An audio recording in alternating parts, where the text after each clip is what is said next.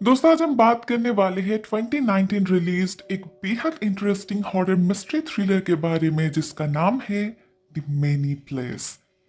इस कहानी की शुरुआत होती है लॉलसन फैमिली को दिखाते हुए। Dudley, Greta, Neeta, jet and max जो छुट्टी मनाने ऑस्ट्रेलिया आए हुए थे। एक काफी पॉश होटल में ठहरे थे वो, और कब कहाँ घूमने जाना है उसका भी सारा प्लानिंग पहले से ही कर रखे थे। लेकिन चेक इन करने से पहले ही उनके सारे प्लान पर पानी फिर जाता है जब बारिश शुरू हो जाती है। सर से पांव तक भीग चुके थे सभी। उनके लिए ये काफी सरप्राइजिंग था क्योंकि इस सीजन में ऑस्ट्रेलिया में बारिश उन्होंने एक्सपेक्ट नहीं किया था। इनफैक्ट इस बात पे तो डर्टली रिसेप्शनिस्ट से झगड़ने भी लग जाता है जो इसे नॉर्मल दिखाने की कोशिश कर रही थी। साथ में होटल में क्या क्या एमिनिटीज है, मतलब पूल, किड्स एरिया, इस सब के बारे में भी बताने लगती है। as if घर से इतनी दूर इतना पैसा खर्च करके वो लोग इस होटल में कैद रहने के लिए आए थे। सबका मूड खराब हो चुका था मगर फिर भी सभी अपना अपना इंटरेस्ट ढूंढ ही लेते हैं। जैसे उनकी बड़ी बेटी टीना को लॉबी में एंटर करते ही एक लड़का पसंद आ गया था तो वो उससे दोस्ती कर लेती है। दूसरी तरफ उनका छोटा बेटा जेट, वो तो अपने आप में ही बिजी था। इस होटल में सब कुछ ही बहुत अजीब लग रहा था उसे, तो वो बैठे बैठे उसी का इंस्पेक्शन कर रहा था। बाकी थी तो मैक्स, उनकी छोटी बेटी, जिसे लिफ्ट्स बहुत पसंद थे। तो एक खाली लिफ्ट को देखते ही वो अंदर घुस जाती है और एक एक करके सारे बटन्स प्रेस करने लगती है। एक्चुअली इससे उनसे जो साउंड आती है, उनके अंदर जो लाइट्स ऑन होते हैं, वही मैक्स को सबसे ज्यादा अट्रैक्ट करता है। मगर उसके सारे बटन्स प्रेस करने से ठीक पहले वहां एक क्रीपी ओल्ड मैन आ जाते हैं और उसका हाथ पकड़ लेते हैं। कहते हैं उसे ऐसा करना नहीं चाहिए, जो बच्चे ऐसे करते हैं उनके साथ बहुत बुरा होता है। उन्हें क्विंकिन उठाकर ले जाता है। अब ये क्विंकिन कौन है और इन बातों का कोई भी मतलब मैक्स तो समझ नहीं पाती। ठीक तभी उसका परिवार और वो रिसेप्शनिस्ट वहां आ जाती है, जिसे देखते ही वो आदमी वहां से निकल जाते हैं। वो लेडी अपने मास्टर की से सारे बटन्स रिसेट कर देती है और कहती है वो आदमी उनका बॉयलर पर्सन है। थोड़ा एक्सेंट्रिक है मगर हार्मफुल नहीं। काफी सालों से काम कर रहे हैं यहाँ, बिल्कुल शुरुआत के दिनों से। इस होटल का कोना कोना पता है उसे। वो लेडी उन्हें उनके रूम तक छोड़ने जाती है, जिससे हमें पता चलता है इन लोगों ने एक ही रूम बुक किया है। अब ग्रेटा एंड डडली को कुछ अलोन टाइम चाहिए था, कुछ वक्त सुकून के चाहिए था, जो इन बच्चों की वजह से पॉसिबल नहीं हो पा रहा था। रूम में एंटर करते हैं, नीटा और मैक्स झगड़ने लग जाते हैं कौन पहले वॉशरूम यूज करेगी इस बात पे। असल में नीटा को उस लड़के से मिलने जाना था, इसीलिए उसे जल्दी थी। दूसरी तरफ मैक्स इस बात से नाराज थी कि आजकल नीटा उससे ज्यादा अपने दोस्तों को इंपॉर्टेंस देती है, उनके साथ वक्त बिताती है, जबकि पहले ऐसा नहीं था। दोनों बहन बेस्ट फ्रेंड्स हुआ करते थे। उसे लगा था एटलीस्ट यहाँ आकर नीटा उसके साथ रहेगी, मगर अभी तो वो उस अनजान लड़के के साथ वक्त बिताना चाहती है, मैक्स के साथ नहीं। इससे मैक्स को बहुत बुरा लगता है। वो लेफ्ट आउट फील करने लगती है। वो अकेले क्या करेगी। उसका भाई जेट तो अपना वीडियो गेम लेकर बिजी है और इधर उनके पेरेंट्स वेदर टेलीकास्ट देखकर मुंह फुलाए बैठे हैं। सब कुछ देखकर मैक्स इतना फ्रस्ट्रेटेड हो जाती है कि अपने डैड से एक और बहन की जिद करने लगती है, जो बिल्कुल उसी की तरह होगी, उसी के साथ रहेगी। फाइनली ये डिसाइड की जाती है कि नीटा अपने दोनों भाई बहन को अपने साथ पूल साइड पर ले जाएगी। अब ऑब्वियसली उसकी मर्जी तो नहीं थी, वो कबाब में हड्डी नहीं चाहती थी, मगर इसे राजी होना पड़ता है। लेकिन रूम से निकलते ही वो उन दोनों को स्ट्रिक्टली बता देती है कि वो उसके कबाब में हड्डी ना बने। पूल तक पहुंचते ही वो एक एंड पर रहेगी और वो दोनों दूसरे एंड पर। जेट को इससे कोई प्रॉब्लम नहीं थी, उसने तो ऑलरेडी अपना गॉगल्स पहन लिया था, मतलब वो वहां जाकर भी वीडियो गेम ही खेलने वाला था। लेकिन इससे उसे चलने में दिक्कत जरूर हो रही थी और वो इधर उधर धक्का भी खा रहा था। उसके टकरा से तो फोटो फ्रेम गिर भी जाता है, जिसे वो फिर से उठाकर रख तो देता है मगर अपसाइड डाउन। उधर इस बार भी लिफ्ट में चढ़ते ही मैक्स सारे बटन्स को एक साथ प्रेस कर देती है और किसी के कुछ सोचने समझने से पहले ही लिफ्ट अचानक ही हिलने लग जाती है, वो भी इतने जोर से जैसे भूकंप आ गया हो। साथ में कहीं एक अजीब सी धुन भी सुनाई देती है, बहुत ही क्रीपी सी। सब कुछ इतना डरावना था कि बच्चों की हालत खराब हो जाती है। सभी दीवार से चिपक के किसी तरह अपना बैलेंस मेंटेन रखने की कोशिश करने लगते हैं। उन्हें समझ नहीं आ रहा था आखिर उनका लिफ्ट में कोई गड़बड़ है या कुछ और। लकीली कुछ देर बाद ही सब शांत पड़ जाता है तो सभी चैन की सांस लेते हैं, लेकिन उन्हें तो कोई आइडिया ही नहीं था कि असली खेल बस शुरू ही हुआ है।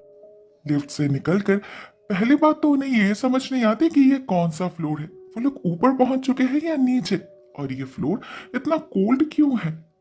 और जब वो लोग स्टेयरकेस ढूंढने की कोशिश करते हैं उन्हें वो भी नहीं मिलता, कहीं कोई साइन भी नहीं थी।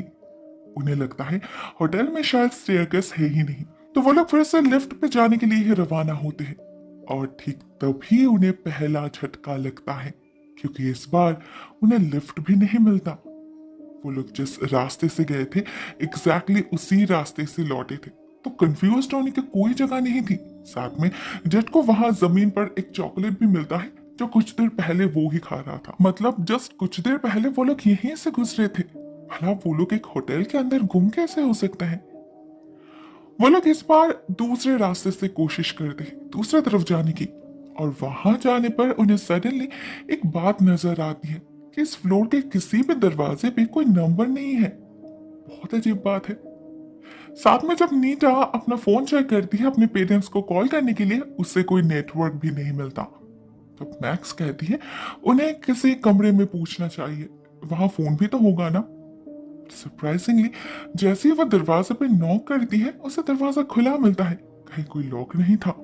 और उसके अंदर झांकते ही उन्हें जो नजारा दिखता है उससे सभी की बोलती बंद हो जाती है, क्योंकि इस दरवाजे के पीछे तो कोई कमरा ही नहीं था, बल्कि एक और कॉरिडोर बना हुआ था जिसके दोनों तरफ बिल्कुल ऐसे ही आइडेंटिकल डोर्स थे। नीटा, जेट और मैक्स सभी एक एक करके सारे दरवाजे खोलने लग जाते हैं, और उन्हें हर दरवाजे के पीछे यही नजारा दिखता है। ऐसा लग रहा था जैसे वो लोग किसी मेज में फंस चुके हैं, किसी एंडलेस लूप में भटक चुके हैं। उन्हें ये बिल्कुल भी समझ नहीं आ रहा था कि वो लोग अभी अभी किस रास्ते से यहाँ आए हैं, लेफ्ट किस तरफ है, क्योंकि यहाँ सब कुछ सेम सेम था, लैंप से लेकर फोटो फ्रेम्स तक। आखिर वो लोग जाए तो जाए किस तरफ। मैक्स और जेट बहुत पैनिक करने लगे थे, तो नीटा उन्हें शांत रहने के लिए कहती है, लेकिन डर तो उसे भी लग रहा था। ऐसे में अचानक दरवाजे के पीछे से उन्हें कुछ अजीब सी आवाज सुनाई देने लगती है, जैसे कोई जानवर ग्राउल कर रहा हो। साथ में किसी के भारी फुटस्टेप्स भी थे जो उन्हीं की तरफ आगे बढ़ रही थी। इससे मैक्स बहुत ज्यादा घबरा जाती है और बार बार कहने लगती है, क्विंकिन आ रहा है, क्विंकिन आ रहा है। उस बॉयलर मैन ने तो कहा था ना क्विंकिन उन्हें उठाकर ले जाएगा। उसकी हालत इतनी खराब हो जाती है कि उसके हाथ पैर कांपने लग जाते हैं। ऐसे में नीटा उसे संभालती है और किसी तरह शांत करती है, मगर इसके ठीक बाद ही उन्हें दरवाजे के नीचे किसी के बहुत बड़े बड़े पैर नजर आते हैं जो सिर्फ किसी मॉन्स्टर के ही हो सकते थे। उसे देखकर सभी भागना शुरू कर देते हैं और इस चक्कर में मैक्स उनसे बिछड़ जाती है। एक्चुअली वो सबसे आगे थी और तेजी से भाग रही थी, तो ऐसे में डर के मारे वो कहा कौन से दरवाजे के अंदर चली गई किसी ने नहीं देखा। कुछ देर बाद जब उस जानवर का गुर्राना बंद हो जाता है तब नीटा और जेट उसे ढूंढना शुरू करते हैं, जोर जोर से चिल्लाकर उसे बुलाने लगते हैं, लेकिन मैक्स का कोई रिस्पॉन्स उन्हें नहीं मिलता। इंस्टेड कहीं से एक धीमी सी म्यूजिक सुनाई देने लगती है उन्हें, और जब वो लोग उसे फॉलो करते हैं तो उन्हें अपने सामने दिखाई देती है एक लिफ्ट। नीटा मैक्स के बिना जाना नहीं चाहती थी, मगर जेट कहता है ऐसे वो लोग मैक्स को ढूंढ नहीं पाएंगे, उल्टा खुद ही फिर से खो जाएंगे। इससे बेहतर होटल वापस जाकर अपने पेरेंट्स को इन्फॉर्म करे और उनके मदद से मैक्स को ढूंढ दे। नीता को भी यही ठीक लगता है, तो वो भी लिफ्ट पे चढ़ जाती है। उधर मैक्स अकेले उस मेज में भटक रही थी।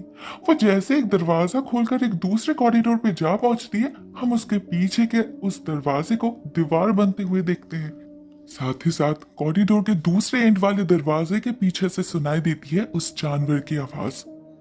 मैक्स और भाग नहीं पा रही थी, टेंशन में वहीं पर गिर जाती है बेचारी, अपनी आंखें भी बंद कर लेती है डर से। और जब फिर से उन्हें खोलती है तो उसे उसके सामने किसी के पैर नजर आते हैं, किसी इंसान के जिसने रेड कलर की शूज पहनी थी। अब ये कौन है वो तो हमें पता नहीं चलता, क्योंकि ये सीन यहीं पर कट हो जाता है। अगले सीन में हम नीटा और जेट को देखते हैं जो लिफ्ट पे चढ़ के ग्राउंड फ्लोर की तरफ जाने लगे थे। इस बार भी उन्हें ठीक वैसा ही झटका फील होता है, और तब दीवार की तरफ देखकर जेट को एहसास होता है ये लिफ्ट अलग है। इसके वॉल्स मरून कलर के हैं, जबकि उस लिफ्ट के वॉल्स डार्क ब्राउन कलर के थे जिस पे चढ़ के वो लोग यहाँ आए थे। मगर उनकी हालत ऐसी छोटी छोटी बातों पर ध्यान देने की नहीं थी। जैसे लिफ्ट का दरवाजा खुलता है और उन्हें एक लेडी दिखती है, उन्हें लगता है कि वो लोग अपने रियलिटी में वापस आ चुके हैं। तो वो लोग जल्दी से अपने कमरे की तरफ भागते हैं, मगर वो नोटिस नहीं करते जेट ने जिस फोटो फ्रेम को उल्टा रखा था या तो वो अपनी सही पोजीशन पे है। उधर जैसे ही वो लोग कमरे में एंटर करते हैं, उन्हें वहां अपने पेरेंट्स नहीं बल्कि कुछ अनजान लोग नजर आते हैं जो यहाँ पिछले एक हफ्ते से स्टे कर रहे थे। मगर इसी कमरे की चाबी तो नीता के पास भी है। उन्हें लगता है कि कहीं कुछ कंफ्यूजन हो गई होगी, तो वो रिसेप्शन पे जाकर बात करती है और वहां उन्हें दूसरा झटका लगता है जब वो लेट रिकॉर्ड चेक करके ये बताती है कि यहाँ कोई ब्लॉलेसन फैमिली ने चेक इन नहीं किया, ना वो उन्हें पहचान पा रही है। अब ये कैसे पॉसिबल हो सकता है? आज सुबह ही तो इस लेडी से इनकी बातचीत हुई थी। नीता और जेट बहुत कंफ्यूज हो जाते हैं और फिर से अपने माँ को कांटेक्ट करने की कोशिश करते हैं, लेकिन इस बार भी उनका फोन काम नहीं करता, ना उनके माँ के फोन पर नेटवर्क था। फाइनली जब दोनों ऑनलाइन ग्रेटा ब्लॉलेसन नाम से सर्च करते हैं, तब उन्हें उनका एक नंबर मिलता है जो नीता या जेट किसी को भी पहले पता नहीं था। उनके कॉल रिसीव करते ही नीता उन्हें अपनी सिचुएशन बताती है। ये भी कहती है कि मैक्स कहीं खो चुकी है। मगर इसे सुनकर फोन के उस पार से नीता को जो जवाब मिलता है वो उसने एक्सपेक्ट नहीं करी थी। क्रेटा बताती है वो लोग क्या कह रहे हैं उसे कुछ समझ नहीं आ रहा। कौन नीता, कौन मैक्स? उनकी तो शादी भी नहीं हुई, बच्चे तो बहुत दूर की बात है। अब ये नीता के लिए बहुत बड़ा झटका था। वो समझ नहीं पाती ये आखिर हो क्या रहा है। ये लेडी, उनके वॉइस, सब कुछ उनकी माँ की तरह है, तो वो उन्हें डिनाई क्यों कर रही है? ऑनेस्टली काफी डर जाती है नीता। उसे समझ नहीं आता इसके आगे वो क्या करे। ठीक उसी समय हमें उनके पीछे वो ओल्ड आदमी दिखता है, वही बॉयलर मैन। वो उनके पास आते हैं और उनसे पूछते हैं क्या उन्होंने लिफ्ट के सारे बटन्स एक साथ प्रेस किया था। जब नीता हाँ कहती है तो वो उन्हें इडियट बुलाते हैं और कहते हैं लिफ्ट से पहली बार उतरकर वो लोग जहां पहुंचे थे उसे द मैनी प्लेस कहा जाता है। मेंस असल में कई सारे रियलिटीज, कई सारे पैरेलल यूनिवर्सेस के मीटिंग पॉइंट है, अ क्लस्टर ऑफ रियलिटी। वहां हर दरवाजा उन्हें अलग अलग रियलिटी की तरफ ले जाता है, एक अलग यूनिवर्स में। अभी वो लोग जिस यूनिवर्स में हैं, यहाँ उनकी कोई एग्जिस्टेंस नहीं है, इसीलिए ही तो उनकी माँ उन्हें पहचान नहीं पाई। भले ही हर यूनिवर्स में उन्हें एक ही तरह दिखने वाले लोग मिलेंगे, मगर उन हर एक की रियलिटी अलग होगी। जैसे उस यूनिवर्स में ग्रेटा एक हाउसवाइफ थी और इस यूनिवर्स में एक वर्किंग वुमन। शायद इस यूनिवर्स में नीता और जेट भी एग्जिस्ट करते हैं, मगर उनके पेरेंट्स कोई और है, शायद वो भाई बहन भी नहीं है। नीता और जेट तो ये बातें सुनकर और डर जाते हैं। उन्हें बस कुछ भी करके अपनी रियलिटी में लौटना था। उसका उपाय भी ये आदमी ही बता देते हैं कि उन्हें किसी तरह अपने लिफ्ट तक पहुंचना होगा, उसी लिफ्ट तक जिसपे चढ़ के वो लोग उस मेज तक पहुंचे थे पहली बार, क्योंकि सिर्फ वही लिफ्ट उन्हें उनके रियलिटी तक ले जा सकती है। मगर ये काम आसान नहीं होने वाला। उन्हें अपने हर एक स्टेप को रिट्रेस करना होगा, हर बार वही दरवाजे को खोलना होगा जिसे पार करके वो लोग यहाँ आए हैं। साथ ही साथ ये आदमी उन्हें एक और बात के लिए भी अलर्ट कर देता है कि वो मैनी प्लेस असल में एक एंशिएंट प्रिजन है, जहां उन लोगों को भेजा जाता है जो किसी भी यूनिवर्स में रहने के काबिल नहीं है। और वहां एक क्विनकिन नाम का क्रिएचर भी रहता है जो उनका शिकार करता है। यही उसका काम है और उसकी आदत भी, तो उन्हें उससे बचकर रहना होगा। अब क्विनकिन के बारे में सुनकर तो नीता और जेट दोनों की हालत खराब हो जाती है, मगर उन्हें जाना तो पड़ेगा ही। जाने से पहले एक और अजीब चीज नोटिस करता है जेट, आसमान में फ्लाइंग कार्स, जिससे उसे यकीन हो जाता है यह रियलिटी सच में अलग है, बहुत एडवांस्ड है। वो फिर से लिफ्ट में चढ़ जाते हैं और सारे बटन्स एक साथ प्रेस करके पहुंच जाते हैं द मेनी प्लेस में। इस बार उन्हें अगला लिफ्ट ढूंढने में काफी दिक्कत होती है, चलते चलते थक जाते हैं दोनों। फाइनली जब लिफ्ट मिलती है और वो लोग फिर से एक बार बटन प्रेस करके ट्रैवल करते हैं, तो यह लिफ्ट उन्हें एक यूटोपियन रियलिटी में ले जाती है जहां शायद जंग चल रही थी। नेक्स्ट रियलिटी तो उससे भी ज्यादा डरावना था। चारों तरफ से पानी घुस रहा था होटल के अंदर, ऐसे कोई ये दुनिया एज इफ ये दुनिया पानी के नीचे जा चुकी हो। इन दी थर्ड अटेम्प्ट वो लोग एक कंप्लीटली डिवास्टेटेड रियलिटी में जा पहुंचती है जहां सब कुछ तबाह हो चुका था। ये 5 स्टार होटल खंडर में बदल चुका था। ऐसा लग रहा था जैसे वो लोग धीरे धीरे अपनी रियलिटी से और दूर होते जा रहे थे। ऐसे तो वो कभी वापस नहीं जा पाएंगे। उन्हें जरूरत थी तो एक प्रॉपर प्लानिंग की। नेचर डिसाइड करती है कि सबसे पहले उन्हें अपने बहन को ढूंढना होगा। वो इस मेज में अकेली है, इसीलिए वो कुछ जरूरी चीजें उठा लेती है, जैसे एक चौक, एक आयरन रॉड और एक लाउड स्पीकर। और फिर से एक बार जा पहुंचते हैं द मेनी प्लेस में। लेकिन इस बार वो लोग कोई रैंडम स्टेप नहीं लेते। पहले जेट एक दरवाजा खोलकर लाउड स्पीकर पर चिल्लाकर मैक्स को बुलाता है। उसके बाद नीटा उस दरवाजे को मार्क करती है और उसके बाद आगे बढ़ती है। इससे होता ही है कि उन्हें बार बार एक ही जगह घूमना नहीं पड़ता। साथ में नीचा डायरेक्शन भी लिखती जा रही थी, जिससे उन्हें रिट्रेसिंग में कोई प्रॉब्लम ना हो।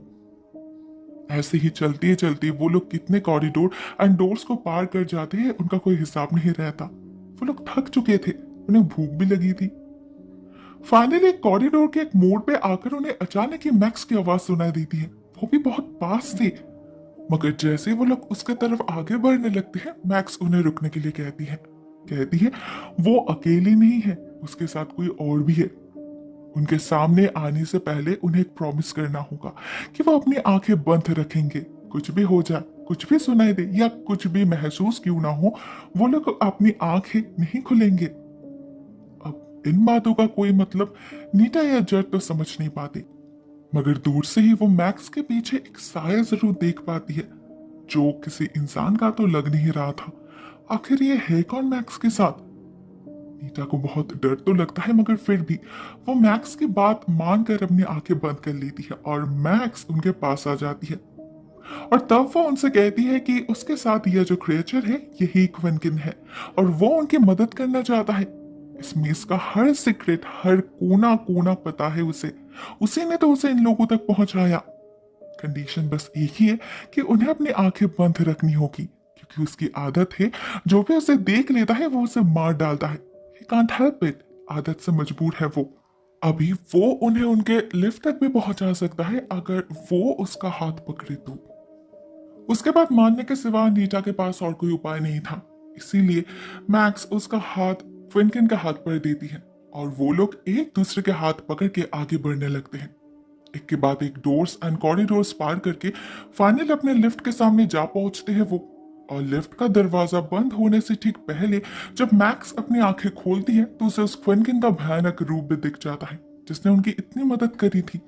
थैंकफुली उसका अटैक करने से पहले दरवाजा बंद हो जाता है और वो लोग सेफली अपनी रियलिटी में जा पहुंचते हैं। फाइनली सब कुछ नॉर्मल हो चुका था। वो अपसाइड डाउन फोटो फ्रेम इसी का सबूत था। तो सभी खुशी खुशी अपने कमरे की तरफ जाने लगते हैं। मगर इसी बीच जेट के मन में एक सवाल आता है कि मैक्स को कैसे पता चला उसे क्विंकिन के सामने अपनी आंखें बंद रखनी होगी, जवाब में मैक्स बता दी है कि उसे उस ब्लाइंड ओल्ड बॉयलर मैन ने बताया था। यहाँ पर उन्हें यह बात बहुत अजीब लगती है, क्योंकि वो आदमी अंधे तो नहीं थे, तो मैक्स किस बॉयलर मैन के बारे में बात कर रही है। साथ ही साथ नीटा की नजर पड़ती है उसके शूज पर जो लाल रंग के थे, जबकि यहाँ आते वक्त उसने अपनी फेवरेट ब्लैक कलर की शूज पहनी थी।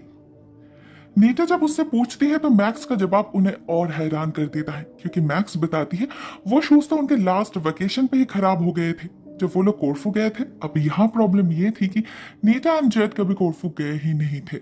हाँ, उनका प्लान बना था, मगर उससे ठीक कुछ दिन पहले उनकी दादी की मौत हो गई और उन्हें अपना प्लान कैंसिल करना पड़ा। तो मैक्स कैसे जा सकती है? ऑन द अदर हैंड उनकी दादी नहीं रही, ये बात मैक्स के लिए यकीन करना इम्पॉसिबल हो रहा था, क्योंकि उसे पता है वो जिंदा है। इस कंफ्यूजन का पर्दाफाश तब होता है जब वो लोग अपने कमरे में एंटर करते हैं और उन्हें अपने पेरेंट्स के सामने दिखाई देती है एक और मैक्स, जिसने ब्लैक शूज पहने थे। मतलब ये है उनकी असली बहन। वो रेड शूज वाली नहीं, वो तो किसी और ही रियलिटी से बिलोंग करती है। शायद इसीलिए उसे उनकी बातें अजीब लग रही थी। यहाँ यह भी रिवील होता है कि उसी ने असली मैक्स को उसके रियलिटी में वापस जाने के लिए हेल्प करी थी। उसी के बताने पर क्विंकिन ने उसे लिफ्ट तक पहुंचाया था। अब सब कुछ देखकर उसके पेरेंट्स तो बहुत बड़े कश्मकश में पड़ जाते हैं अभी तक तो फिर भी उन्हें लग रहा था कि शायद मैक्स कोई कहानी बना रही होगी, मगर अभी हकीकत को अपने सामने देखकर उन्हें बहुत बड़ा झटका लगता है। लेकिन इस सिचुएशन से असली मैक्स बहुत खुश हो जाती है। उसकी विश जब पूरी हो गई थी, उसने आज सुबह ही अपने पापा से एक बहन की मांग करी थी और देखो उसे कितनी जल्दी वो मिल भी गई। वो भी एक ऐसी लड़की जो बिल्कुल उसकी कॉपी है, एग्जैक्टली जैसे उसने चाहा था। मगर यहाँ सवाल ये भी था कि क्या ग्रेट एंड डर्टली उसे एक्सेप्ट कर पाएंगे या फिर उसे उसके रियलिटी में वापस भेजने की कोशिश करेंगे। इसका जवाब हमें स्टोरी में नहीं मिलता क्योंकि ये एपिसोड यहीं पर एंड हो जाती है, मगर मेरे ख्याल से वो लोग और उस मेज में जाने की गलती नहीं करेंगे। वो लड़की यहीं रह जाएगी, शायद मैक्स की ट्विन सिस्टर बनकर। The end. दोस्तों आज के लिए बस इतना ही। आई होप आपको कहानी पसंद आई होगी। कमेंट सेक्शन में अपनी थॉट्स जरूर शेयर करना, पॉजिटिव नेगेटिव जो भी आपको ठीक लगे वही लिखना। मुझे आपके कमेंट्स का इंतजार रहता है। Anyways guys, thank you so much for watching this video। बहुत जल्द मिलते हैं किसी और नए वीडियो के साथ, तब तक के लिए टेक केयर, टाटा।